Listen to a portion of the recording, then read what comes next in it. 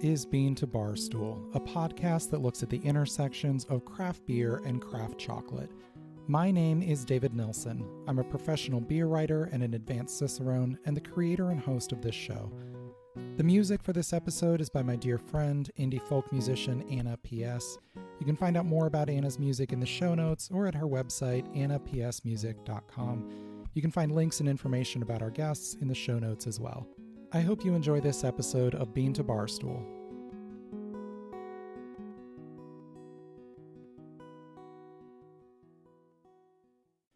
If you're a fan of bean to bar chocolate, you're probably already familiar with French Broad chocolates. And if you're a fan of craft beer, you've probably heard of Burial beer. If you've never heard of one or both, you're about to discover something awesome.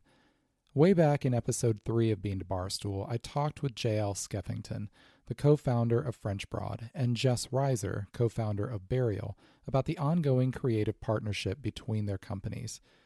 We talked about the elegant and indulgent Imperial Stouts Burial brews using cacao from French Broad, and about the delicious and creative chocolate bars and bonbons French Broad creates using beer and beer ingredients from Burial.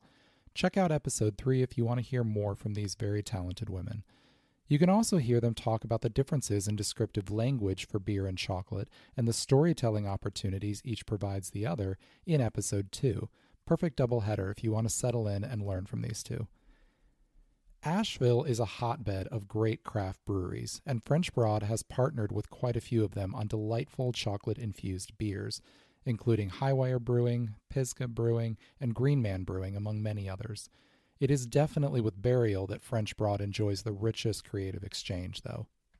In a recent article I wrote for Good Beer Hunting about the use of ethical cacao in brewing, I spoke again with JL and Jess, as well as Jess's husband Doug and brewer Alia Madoun, about the ongoing evolution of Burial's use of cacao. This has moved beyond just using cacao nibs, the most common mode of adding cacao to a beer, though they still use plenty of those. Burial has had luck with using cacao husks in sour beers as well.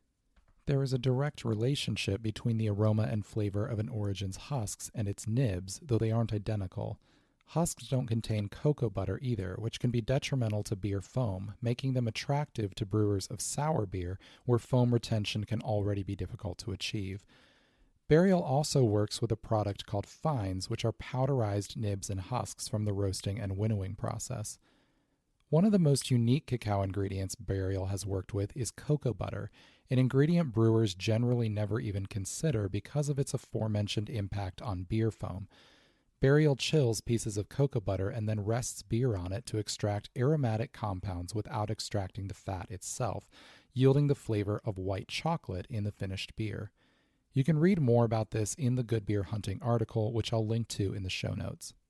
The last 2 years, French Broad and Burial have partnered on a collection of 4 beer-infused chocolate bonbon bars. These get released for Father's Day, though of course anyone can enjoy them. There are only subtle differences in the bonbon bars this year from last year, but if possible, this year's are even better. The first is an IPA caramel and peanut bar.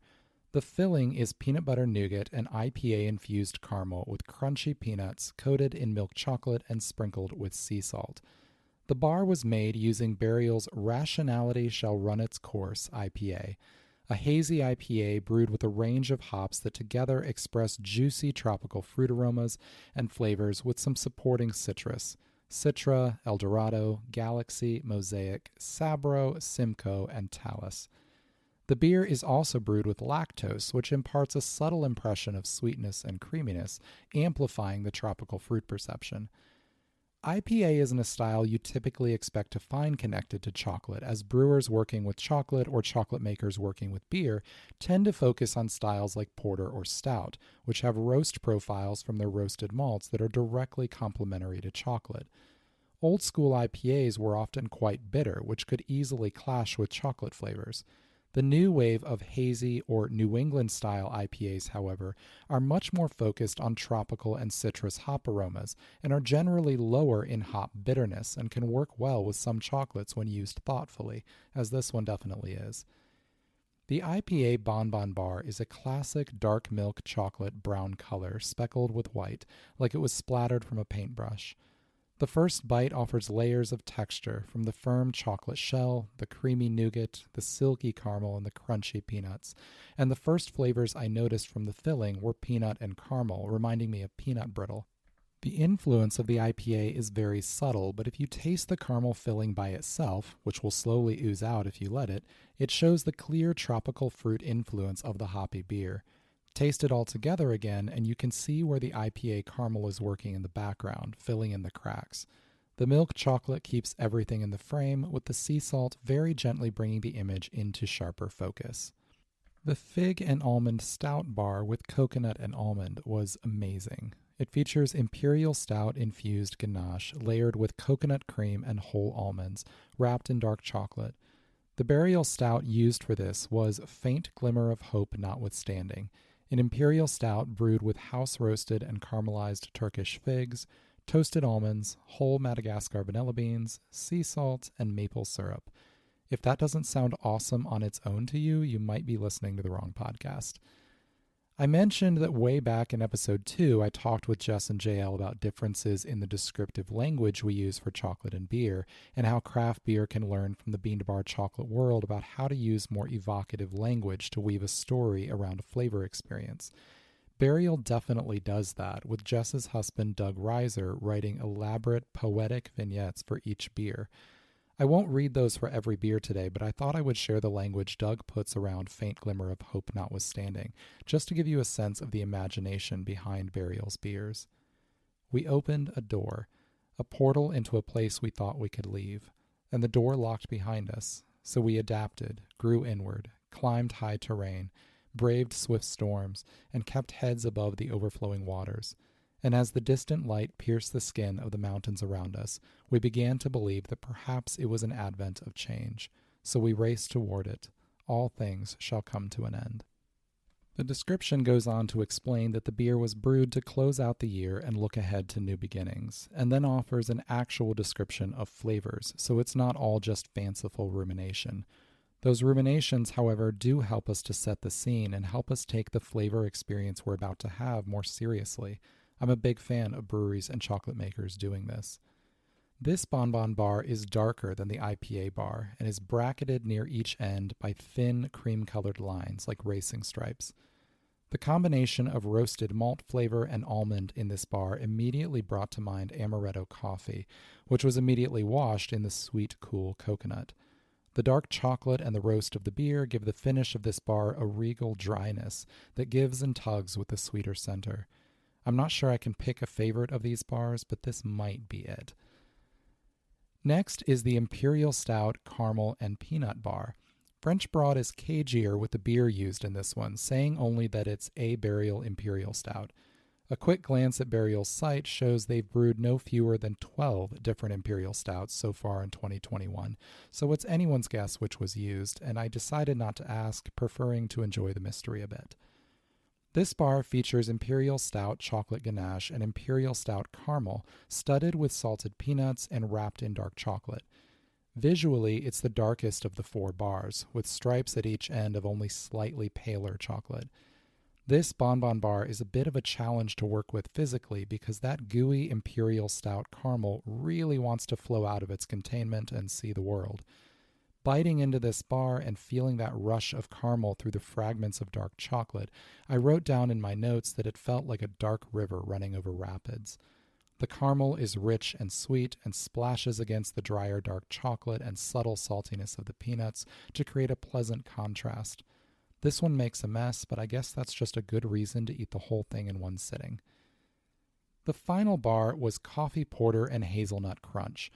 Now, there's a bit of confusion here because this bar is made with Burial Metallic Vessels, a 5% ABV black lager brewed with coffee. Despite the porter in the bar's name, it appears no porter was actually used. Most porters are brewed with ale yeast. There's a blog post up on the Bean to Barstool website explaining the difference between ales and lagers. Though there is a style known as Baltic porter that is often brewed as a lager, though it is generally up around 8 or 9% alcohol.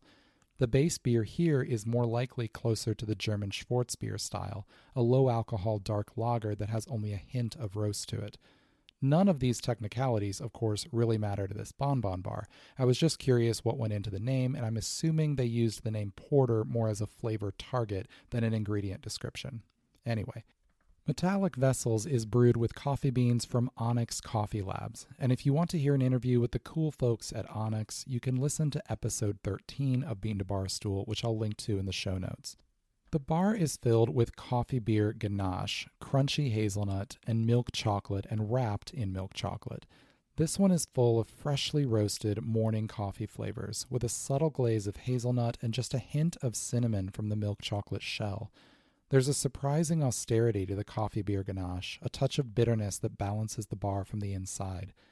This one is a classic milk chocolate color with no distinguishing marks, like a fresh start to the day. All 4 of these Bonbon bars were fantastic, and I loved how each was a complete flavor journey containing different textures and individual flavors to be discovered along the way. This collection demonstrates what is possible in a long-term creative collaboration between a bean-to-bar chocolate maker and a craft brewer. For as long as they last, this collection is available on the French Broad Chocolate's website. If you try them, I'd love to hear your thoughts, so comment on Instagram with your favorites or your own tasting notes. You can find links to the episodes referenced here in the show notes, as well as the article I wrote for Good Beer Hunting and the blog post explaining the differences between ales and lagers.